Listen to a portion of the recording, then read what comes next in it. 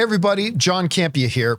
All right, guys, we are looking at what might be the single most significant corporate event in the history of the entertainment industry. Last week, we got the official word. Paramount Skydance, led by David Ellison, has entered into a definitive agreement to acquire Warner Bros. Discovery for a staggering $110 billion. Now look, if you've been following our show, you know I've been saying for months that consolidation was absolutely inevitable. I mean, I want to see Warner Bros. Stay independent, but we knew a merger was going to happen. We saw Netflix bow out, we saw a bidding war, and now we have a signed deal. But, and this is a massive but, just because David Ellison and David Zaslav have shaken hands doesn't mean that this is a done deal. Because in this town, until the keys are handed over and the logo is on the building, anything can happen. Now, look, I'm not saying this deal isn't going to go through. I think there's a very good chance it does.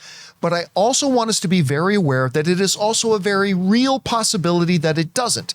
So today, I want to talk about the kill switches. 5 specific ways this merger could fall apart before it ever crosses the finish line. Let's break it down. Kill switch number 1, the California veto. First up, and this is the one people are underestimating, state-level regulatory interference. Now, the federal Department of Justice waiting period recently expired without a lawsuit, which led many people to assume that the path was clear. However, California Attorney General Rob Bonta has entered the chat.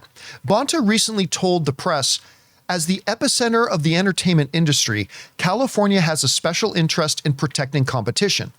He's already opened what's being called a vigorous investigation. Now, why does this matter? Because even if the feds say yes, a coalition of state attorney generals can file a separate antitrust lawsuit. If they argue that merging the number 4 and the number 5 studios will result in a jobs apocalypse for the 12 million square feet of studio space in Burbank and Hollywood, they could tie this thing up in discovery for years. As David Dayen recently wrote in the American Prospect, states can block the Paramount-Warner deal, regardless of what happens in DC. If the timeline gets pushed too far, the costs become untenable. Kill switch number 2, the debt mountain. The debt load versus the synergies. Let's look at the math because the math is absolutely terrifying. The combined entity of Paramount and Warner Bros. Is looking at a total net debt of approximately $79 billion.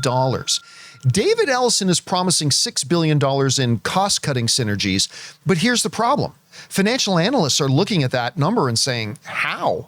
Netflix recently put out a statement claiming that the actual cuts needed to make this deal viable would be closer to $16 billion. That's $10 billion additional dollars. If the market starts to lose confidence that Ellison can actually integrate Paramount Plus and Max without destroying the creative output of HBO, the banks could get nervous. We are looking at a leverage ratio of roughly 7 times EBITDA. That is astronomical. EBITDA stands for earnings before interest, taxes, depreciation, and amortization. It's a way to measure how much money a company makes from its basic operations before things like taxes, debt costs, and accounting expenses are taken out.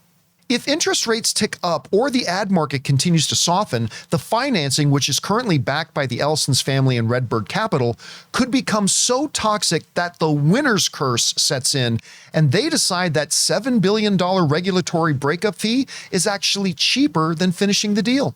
Kill switch number 3, the CFIUS national security problem. The third way this falls apart is something most fans aren't even thinking about. CFIUS. That stands for the Committee on Foreign Investment in the United States. A significant chunk of the equity for this $110 billion deal was originally coming from strategic and financial partners. According to reports from The Guardian and The Wrap, that included sovereign wealth funds from Saudi Arabia, Qatar, and the UAE. Now, at this moment, we don't know if those nations are still helping to finance this deal because according to a report in the Business Insider, Paramount is currently not disclosing where $47 billion of the financing is coming from exactly or who is putting it up. Many believe it's still the Saudis and Qatar.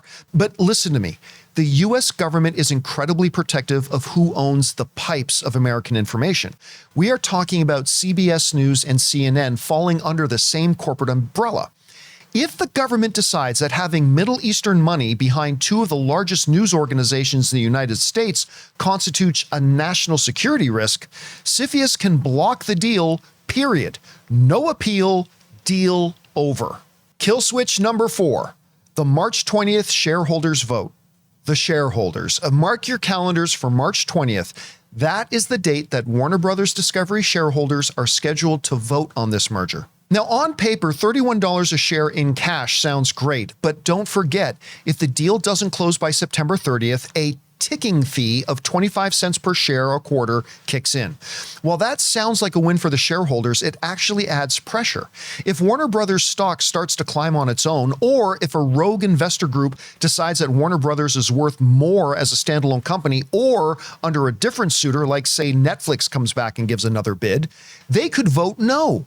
The board has unanimously recommended the deal, but as we saw in another bid earlier in the cycle, shareholder loyalty is bought, not given.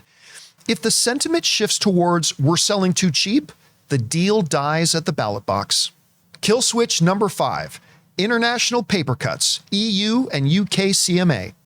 International antitrust. Hollywood is a global game. Even if Rob Bonta and the feds play ball, the European Commission and the UK's Competition and Markets Authority, the CMA, they have to sign off too.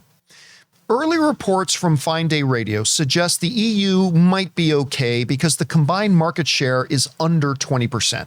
However, the CMA in the UK is notoriously unpredictable. Just look at how they handled the Microsoft Activision merger.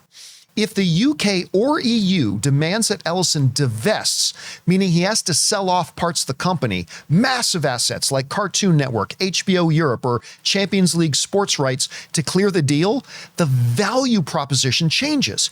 If you take away the very assets that make the merger worth $110 billion, David Ellison and Paramount might just decide to walk away.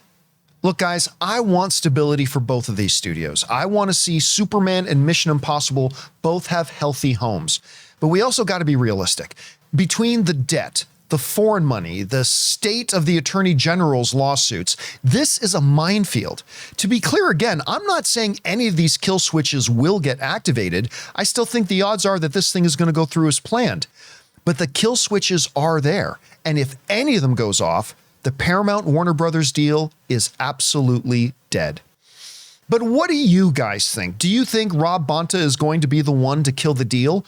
Or do you think the $79 billion debt load is just too much for anybody to carry?